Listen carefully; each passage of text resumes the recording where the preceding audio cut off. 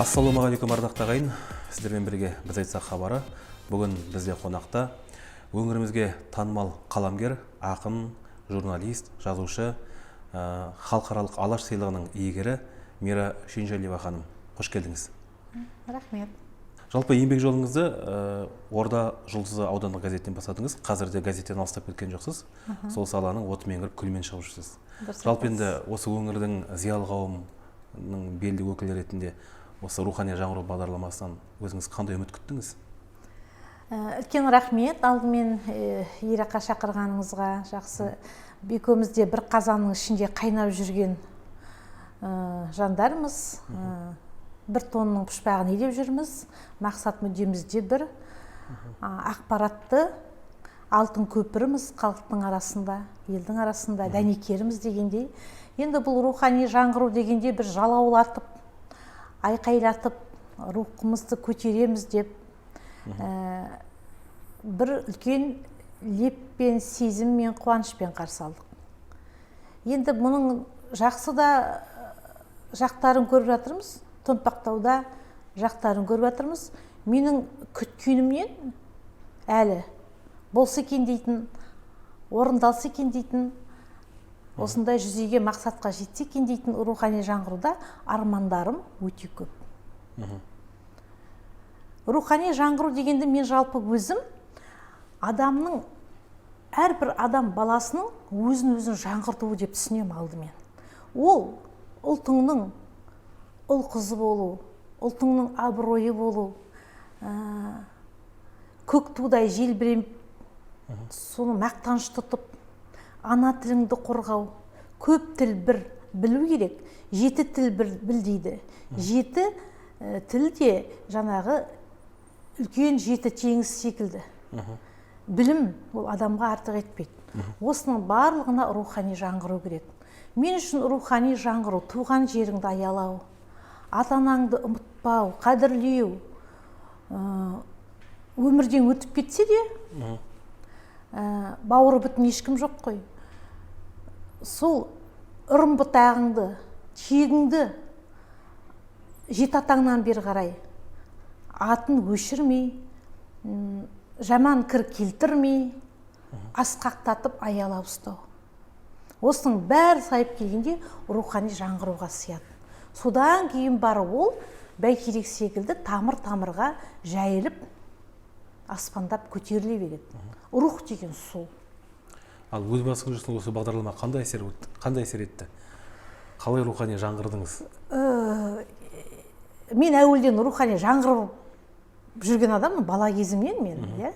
Бала кезімнен Ұлы Абайдың өлеңдерін, тақпақтарын жаттап, анам марқұм мектепке барады, тыңдап отыратұғын. Мен ең алғаш бірінші классқа барғанымда Жібек апай Мұстафина менің алғашқы ұстазым, әрпей ұстатқан. Ол кісі осы Орал қаласында тұрады. 80-нің сеңгіріне шықты.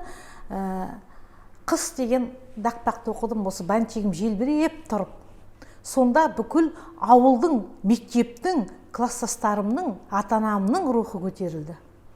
Содан бері қарай осы қайнаған қызыл тілдің майданында келе жатырмын ғой. Жалпы негізі бір кез келген істің бір басы болады, және аяғы болады, және оның нәтижесі болады. Бұл ретте енді өзіңіз осы саланың ішінде жүргеннен кейін жақсы білесіз деп ойлаймын. Мысалға, рухани жаңғыруға дейінгі қазақ қоғамы қандай болды? Рухани жаңғырып бағдарламасы өз мәресіне жеткеннен кейін қоғам қандай болу керек? Мысалға, мына деңгейде болды, осынша уақыт өткеннен кейін осындай биіктікке көтерілді деген көрсеткішпен өлшеуге бола ма? Әлде бұл көзбен көрінбейтін, қолмен ұстамайтын, бірақ жүрекпен, санамен сезетін сондай бір өзгеріс пе? Құдай тілді байлап тұр, көкіректе сайрап тұр дейміз ғой. Шыны керек. Бұл әрбір адамның жүрегін лүп еткізетін. Мен қазақпын, мың тірілген, жөргегімде тірілді мың тұлыммен. Жылағанда жүрегім күн тұтылып, қуанғанда күлкімнен түн түрілген деп. Мен қазақпын деп ояндық қой осы рухани жаңғыру қайтып келгенде. Біз тәуелсіздігімізді алғанда, асыл азаттығымызға қол жеткізгенде қалай қуандық? Білесіз бе?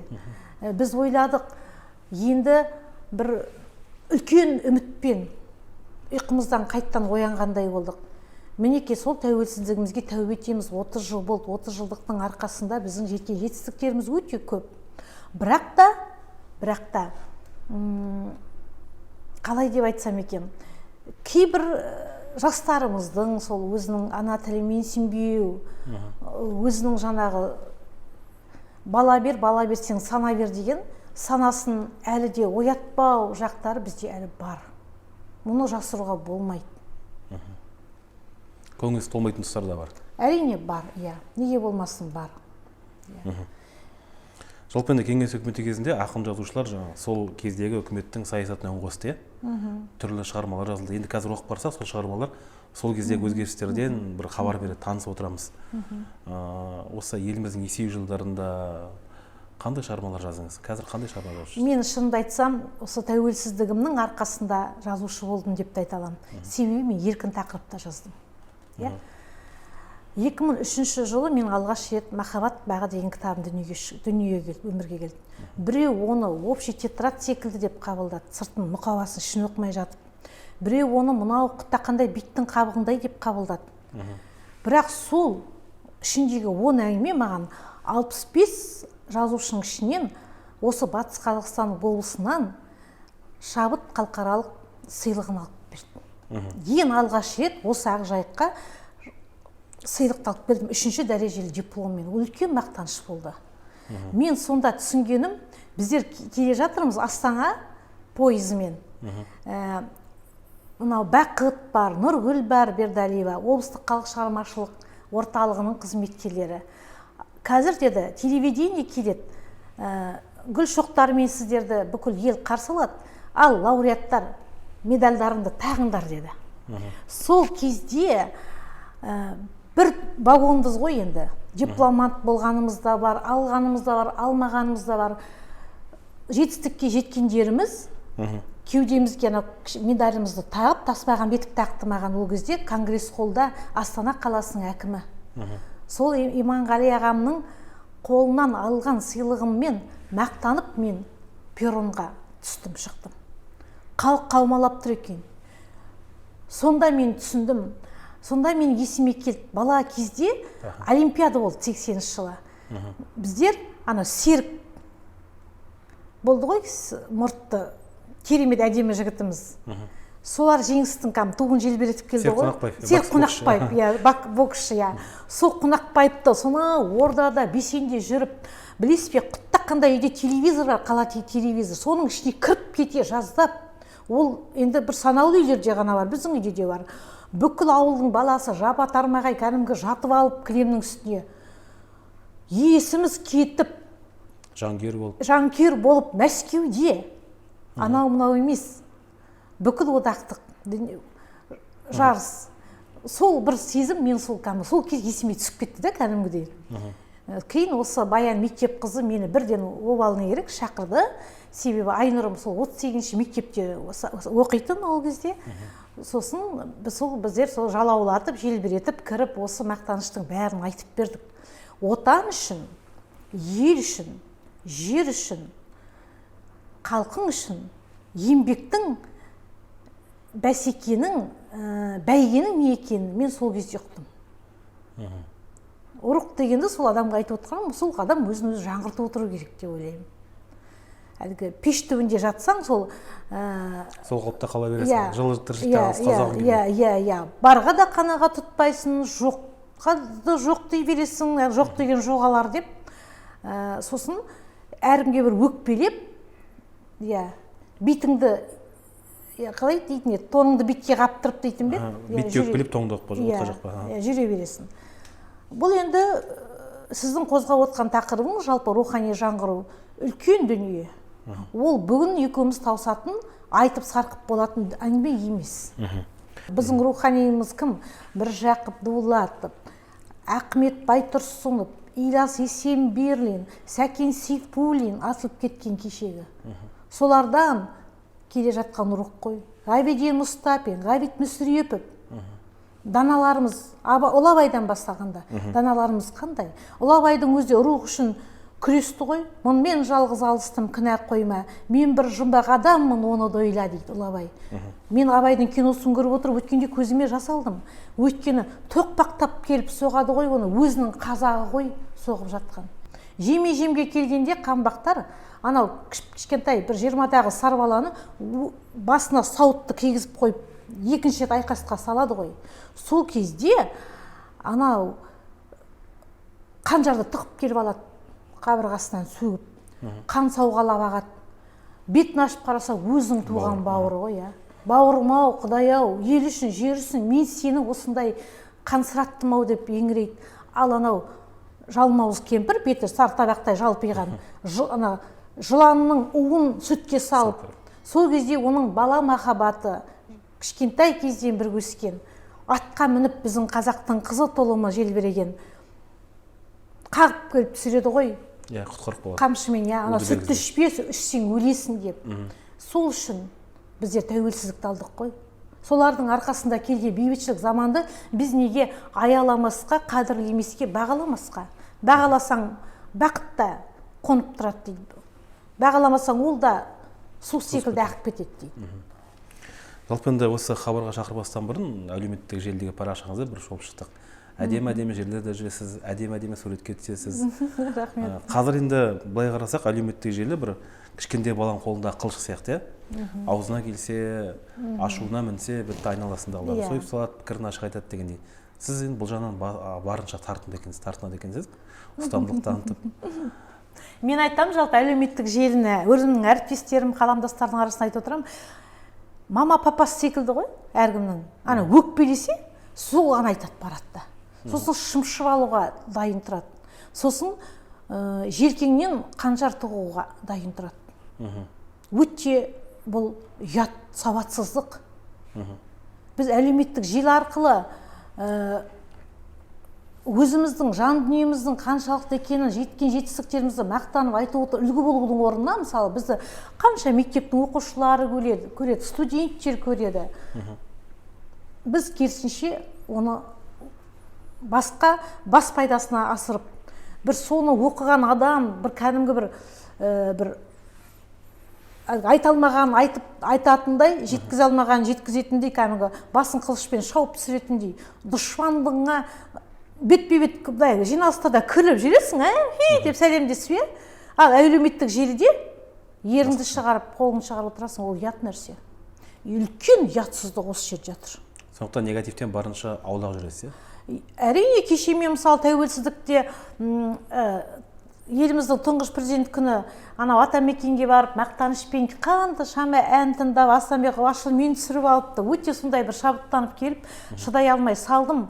Шынымен де маған Төле бидің 7 жасар жетігенге берген батасы түсіп кетті ана жерде, ойыма. Кез келгеннің қолы болма, қол жаулығы болма, елдің ағасы бол, данасы бол деген бата елбасына арналғандай болып кетті. Содан кейін ертесіне тұрып қарасам, анау Ләззат деймін-ау, көп деген бір қыз балалар жазыпты. Қызымызды сізге әкелгіміз келеді, сізге көрсеткіміз келеді. Сіз сондай бекзат, зиялы адам екенсіз. Біз сізді солай әлеуметтік желіден қарап жүреміз дейді. Мен ойлайтын едім, әншілерді біз енді есіміз кетіп қалады ғой әншілерге. Алдында бір жазда шықты ғой, не деген масқара, не деген сауатсыздық. 4000 адам Сәдуақасованың анау Түркияға барғанын көріп лайк басып жатыр. Ал қанша мақала оқылмай қалып жатыр деген секілді. Мен бұл сөзге де қосылам. Себебі қазір статусқа сурет саласың. Мен 400-дей лайк жинаппын. Сенбесеңіз қараңыз. Ал менің жанағы бір елбасын құттықтап, бір жақсы бір айтқан ойларым да бір 100 шақты адам ғана лайк басыпты. Оны өзінде оқыдым, оқымадым, Құдай біледі. Көңіл үшін басасың ба? Сөз қазір қалып бара жатыр. Мені осы қынжылтады. Тек көз, қазір көз. Көресің, бір деп бармақ басып қаласың да, деп жүре бересің. Бұл деген не масқара? Осы рухани жаңғыру бола ма, айтыңызшы? Қазір елдің бәрі мына өзің ұстап отырған ұялы телефонның ішінде отыр ғой. Кіріп кетті ғой кішкентай ғана сіріңкенің қорапшасындай, қораптың ішіне. Ол сіріңке жанса, олар жанып кетеді ғой, өртеніп тұтанып кетеді ғой, шоқ болады ғой, жоқ болады ғой. Соны неге ойламаймыз, а? Енді әлеуметтік желідегінен шығады. Бұрын алысқа бармайық, бір 30-40 жыл бұрын адамдар алыста жүрген туысқандарын, бауырларын сағынғанда отыра қалып хат жазатын. Соғыс даласынан келген хаттар, бердегі ағаларымыз апаларымыз жазған иә, мен хаттар читада ағам, иә. енді одан кейін мына әлеумет технология дамыды да, қазір енді бәрі ұялы телефонға сіңіп кетті. Сол ұялы телефон арқылы қажет кезде хабарласа қояды, бейне байланысы бар, басқасы бар. Сондай бір сағыныш сияқты сезім суып кеткен сияқты. Енді технология дамыды, интернет өмірімізге дендеп енді. Интернет енгеннен кейін кітап оқылмай қалды, газет оқылмай қалды. Сондай бір қауіп пайда болды. Оның шет жағы сіздерге тиіп жатқан шығар. Тегенде қандай? Жалпы мына әлеуметтік желіде демекші, біреуді айыру, арасына от тастау, шаңырақты шайқалту, күншілдік, ұрлық, сұмдық, бәрі соның ішінде жүрген күні. Иә. Ана аяқтада отырғандарда кімнің не киіп, қайда ұшып бара жатқан, кімнің үйіне қашан ұры түсу керек екенін алдын ала жоспарлап қояды дейді ғой. Иә. Біз аңқау қазақ баяғы өзімізді өзіміз жығып беретін де сияқтымыз кей уақытта. Ал жаңа осы интернеттен кесірінен газет, журнал, кітаптар оқылмай қалады дедік. Сіздің де мысалға басылымыңыз бар. Әсер етіп жатыр ма? Әсер еткенде, қатты әсер етуде. Сіз білесіз бе, 1200 теңгені көшеде бір танысыңыздың тіл шықпаған баласына ұстатып кете алмайсыз. Балақайға да қазір 5000 теңге беру керек жылтыратып. Ол көзі жылт ете түседі ақша көргенде. Ақшаны кім жаман көреді? Ойлаңызшы. Ал анау газетке жар басың жастыққа тимей, бетіңнің бетін сығып, 30 жылдық тарихы бар газет қой, күнде Қабиболла Қабенұлы секілді азаматтар жасап кеткен, елбасының қолын қойдырған деп мен шырп-пырым шығып, 1200 теңге тұратын газет жазырта алмаймын. Осында сіз есіңізде болар, қатыстыңыз ба, қатыспадыңыз ба білмеймін. Қалалық әкімдікте ақпарат министрлігінің вице жаңағы министрі келді. Ақпарат сол министрдің өкілі келді үлкен. Мен сол кезде ашы шындықты айттым. Әрине маған бүйтіп аларып қараған болды адамдар. Себебі мен айттым, анау егемен Қазақстанды дедім, Емпорын биржаға барыңыз дедім, мына жерде тұрған. Егемен Қазақстан Таутекке үйіліп жатыр. Зорлап жаздырады деп мұғалімдер арызданады. ГАИСке зорлап жаздырады деп бүкіл жұрт ол ақшаға одан да нан алмаймыз ба деп арызданады. Ал бірақ рух қалай өседі? Сол секілді менің де қоғамдық, саяси, аптал газетім осы жердің жақсылығына да, жамандығына да жаршы болып отыратын. Ол да солай өтпей қалады, өтпей жатады. Неге? Мемлекеттік тапсырыс болғанда, мысалы, біз енді мақалалар мұнан кәсіпкерлікті жазу керек, мәдениетті жазу керек, өркениетті қолдау керек, білім деген тапсырмалар беріледі ғой, енді өзіңізде де бар ол, шартты түрде. Ал соны біз ұтып аламыз, иә, тендер бойынша. Неге сонда анау тиражын түсірмеске ем болмаса? Деген рейтингісін кішкене газеттің көтермеске деп мен айттым. Одан кейін Аида Балаева келді. Ол кезде ол кісі қоғамдық министрдің жаңа өкілі болып жүрді, ақпарат министрі болмас бұрын. Ол кісі Гедек Құрманғалиев атындағы филармонияда мен біраз ойларын тастадым. Бұл жерден жергілікті жаңағы гаистердің жетімсіреп тұрғанын, мына отырған ғалымдардың бәрі жайығына шыққысы келетінін, мені жазшы, мақташы деп көптеген депутаттар, кәсіпкерлер жүгіріп жүретінін, керек кезінде ғана сені іздейтінін, бірақ 1200 теңгесін қимайтынын жазыларда. Иә, жазыларда. Сол үшін ол Мираның кінәсі емес, қол қойып отырған 2008 жылдан бастап фотоаппаратын ұстап, жаңбырда да, қыста да, жауында да жүгіріп жүретін тілшінің кінәсі емес. Ол мінекей рухтың оянбай жатқандығының кінәсі, қоғамның кінәсі.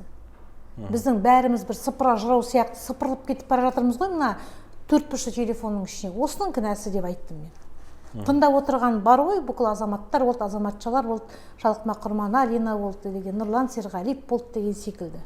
Сосын менің бір айтқан мәселе, мысалы, мемлекеттік тапсырыспен кітаптың шықпайтыны біздің өңірден 2009 жылы Салахаддин ұлы Ізмұхамбетов Бақтықожа ағамыз әкім болып тұрғанда Ақжайық қаламгерлерінің сериясымен кітап шықты. Мен Жүректегі құпия деген повесімді, оның өзі бір 260 беттік повестің өзі 3 бөлімнен тұрады. Сосын бірнеше әңгімелерім жинақтап отырғанмын. Осы ағартушыда Махамбет Ихсанғали тіл басқармасын басқарып тұрды. Жоқ, ол кісі орынбасар болды, Шолпан Қыдырниязова болды. Ол кісілердің қойған талабы 300 беттен асу керек, осындай форматта, сонда ғана ақжайық қаламгерлер сериясымен кітап шығады деді. Және 40 кітап қолымызға тиді, оған қосымша қаламақысы берілді. Ол өте бізге көмек болып кетті, жағдай болып кетті. Енді осындай жағдайды мен де пайдаланғым келді, мүмкіндік беріліп тұрғанда. Себебі мен махаббат бағымды, жүректегі шүберек құршағымды шығарып, 3-ші кітабым ғой енді бұл жүректегі құпия. Содан сөйтіп біздің кітабымыз шықты, абырой болды. Бүкіл осы облыс қаламгерлерінің кітабы шықты. Енді содан кейін жым-жыртпыз ғой, мына рухани жаңғыру келгенде мен осыны күткенмін ең бірінші. Кітаптарымыз шығатын болды ғой, бүкіл елді, жерді, аудандарды, ауылдарды аралайтын болдық қой, ақын жазушылар қасымызға 1-2 термешіні алып, анау баяғыдай автобустармен деп, елдің алдына барып бір төбе көрсететін болдық қой, айтатын болдық қой ойымызды деген бір менде бір қуаныш болған. Бәрі су сепкендей басылды. Бәрі бағдарлама әлі жүзеге асырылады? Оның үстіне енді қазір пандемия келді 2 жыл бойына, мүмкін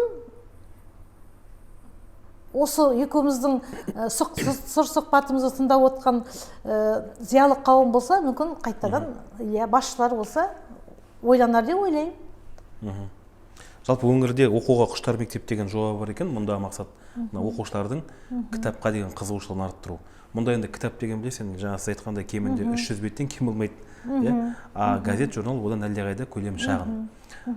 Сол жобаға газет, журналдарды қосса, мүмкін қызығушылық оянар деген ой ғой. Жалпы зорлап жаздырады, мұғалімдерді баяғы сол газетке қалай міндеттейді деген шықты ғой, қауесеттің барлығы. Ешкімде міндеттемейді. Сіз білесіз бе, біздің осы мұғалімдердің көбінің сауаты төмен. Қанша бала бақшадан, мектептерден, дәрігерлерден мақала келеді, категория алу үшін жазады ғой. Анау жолдау жазады, жолдаудың бәрін көшіріп қояды да астына фамилиясын жазады, кейде фамилиясын орысша или қате жазады. Сұрап қайттан алып отырамыз. Қып-қызыл сия қате болып шығады. Сонда сөйте тұра газетке жазыл десең, бұлданып, тұлданып шыға келеді. Сіздерден де басқа газетіміз бар, сіздерден де басқа оқитын неміз бар. Немене жайығының не тек қарап тұрмыз ба деп айтады. Міне сауатсыздық. Ал біздің үкімет қалай ойлады?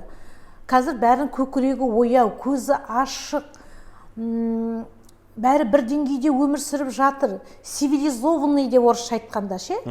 Мәдениетті, өркениетті, әркім жаңағы шетелдегідей өздері жазылады, өздері кітапханаға барады, өздері оқиды, талпынады деді.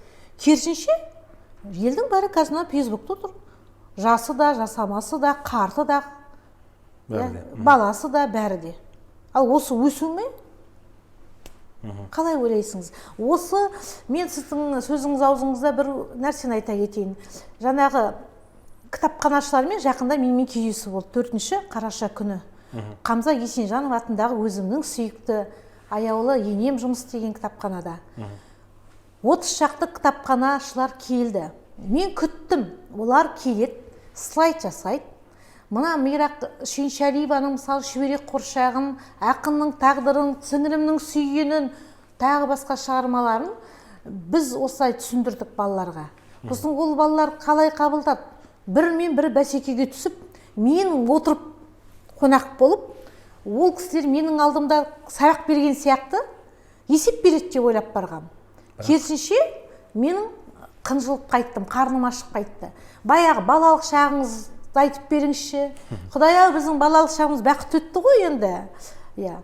Көйлек көп, тамақ тоқ, әке-шешеміз көрген жоқшылықты, қиыншылықты, соғысты біз көрген жоқпыз. 67-ші жылдың тумасымын былай қарағанда.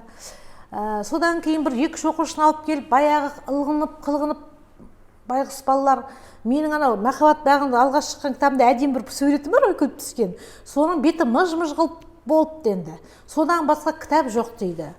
Оны да мен өзім сол ағалап, апалап жүріп сатқанмын. Сосын мен айтам, сонда мен облыстық бағдарламаға ендім. Жаңағы кітап оқудың бағдарламасының ішінде менің шығармаларым бар Шүйіншәлиеваның. Сонда мен айтам, сонда сіздер өздеріңіз бір отырып жаңағы апай осы кісінің кітабы жоқ қой деп мектеп директорына бара алмайсыз ба? Жоқ. Кітапхана директорына кіре алмайсыз ба? Жоқ. Айта алмайсыз ба? Жоқ. Сонда сіздер неге келіп отырсыңыздар мына жерге? Біздер кітап тасимыз деп отыр ғой. Мен оны жақын арада енді облыстық білім басқармасына құлақ қағыс жасадым. Мира Хамзақызы, сізге көп рахмет. Шығармашылық жетістіктер ғана тілейміз, тек қана кітабыңыз, жазар кітабыңыз көп болып, газетіңізге жазылар оқырманда саны да көп болсын, жылдан жылға көбейе берсін. Көп рахмет. Жайығынымен бірге жайнай беріңіз деп Жайығынмен бірге жайнай беріңіз, өсе беріңіз, өркендей беріңіз. Рахмет. Оқырмандарыңыз газетте де, кітапта да көбейе берсін. Құрметті көрермен, біздің хабарымыз осымен тәмам. Амандықпен көрсейік.